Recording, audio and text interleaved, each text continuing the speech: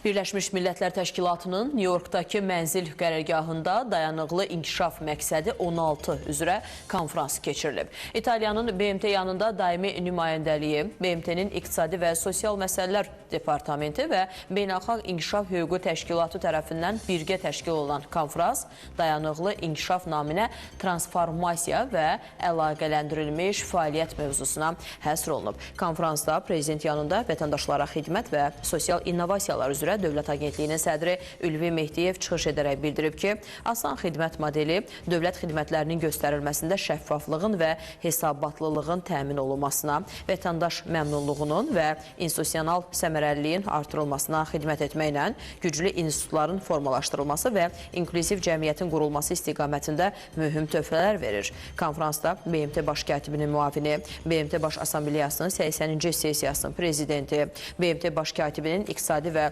Sosial Məsələlər üzrə müavini, BMT-nin İqtisadi və Sosial Şurasının prezidenti, İtaliya Respublikasının Xarici İşlər və Beynəlxalq Əməkdaşlıq Nazirinin müavini, Beynəlxalq İnkişaf Hüququ Təşkilatının baş direktoru, eləcə də müxtəlif ölkələrin müvafiq sahə üzrə fəaliyyət göstərən dövlət qurumlarının rəhbərləri və akademik dairələrin nümayəndələri iştirak ediblər.